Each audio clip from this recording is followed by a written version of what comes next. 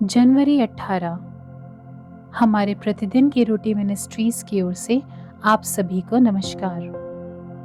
आज के हमारे संदेश का मुख्य शीर्षक है पैरों का धोना और बर्तन, सिंडी हेज कैस्पर की ओर से। और आज के पवित्र शास्त्र का भाग लिया गया है यूहन्ना 13 अध्याय 6 से लेके 17 आयत तक।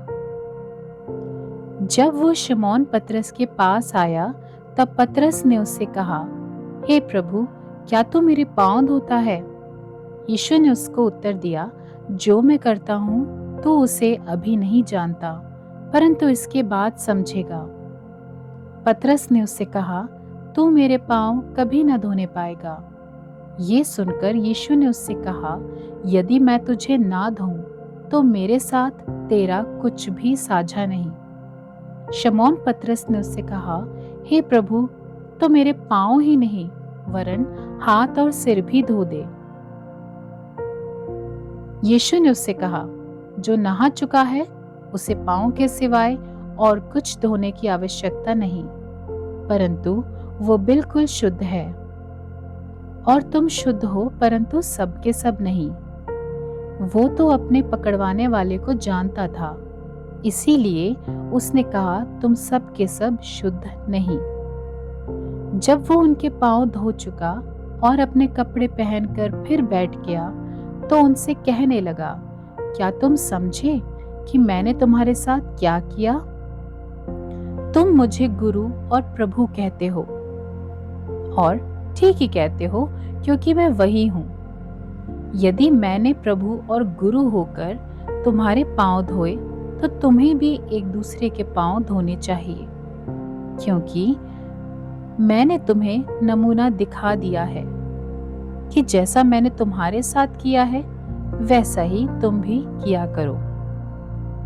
मैं तुमसे सच सच कहता हूँ, दास अपने स्वामी से बड़ा नहीं और न भेजा हुआ अपने भेजने वाले से। तुम ये बातें जानते हो और यदि उन पर चलो तो धन्य हो। मुख्य वचन यूहन्ना 13 अध्याय 15 आयत। मैंने तुम्हें नमूना दिखा दिया है कि जैसे मैंने तुम्हारे साथ किया है तुम भी वैसा ही किया करो। चार्ली और जेन की शादी की 50वीं सालगिरह पर उन्होंने अपने बेटे जॉन के साथ एक कैफे में नाश्ता किया। उस दिन रेस्तरां में बहुत कम कर्मचारी थे, केवल एक प्रबंधक, रसोइया और एक किशोर लड़की थी जो परिचारिका, महिला वेटर और वेटर के सहायक के रूप में काम कर रही थी। जैसे ही उन्होंने अपना नाश्ता खत्म किया, चार्ली ने अपनी पत्नी और बेटे से कहा, क्या अगले कुछ घंटों में आपके लिए कोई महत्वपूर्ण काम है? उनके पास कुछ भी नहीं था, इसलिए मैनेजर की अनुमति से चार्ली और जेन ने रेस्टोरेंट के पीछे बर्तन धोना शुरू कर दिया, जबकि जॉन ने अव्यवस्थित टेबलों को साफ करना शुरू कर दिया। जॉन के अनुसार उस दिन जो हुआ वो वास्तव में उतना असामान्य नहीं था। उनके माता पिता ने हमेशा यीशु का उदाहरण पेश किया था, जो सेवा कराने नहीं बल्कि सेवा करने आए थे। यूहन्ना 13 में हम मसीह द्वारा अपने शिष्यों के साथ साझा किए गए अंतिम भोजन के बारे में पढ़ते हैं। उस रात गुरु ने उनके गंदे पैर धोकर उन्हें विनम्र सेवा का सिद्धांत सिखाया।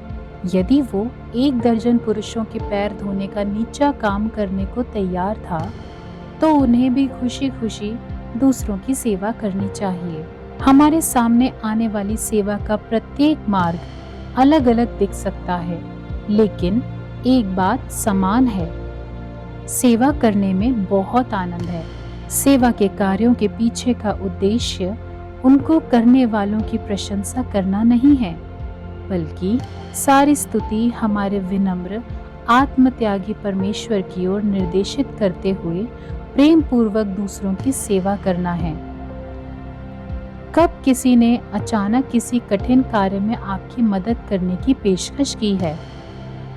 नम्रता दूसरों की सेवा करने का इतना महत्वपूर्ण पहलू क्यों है?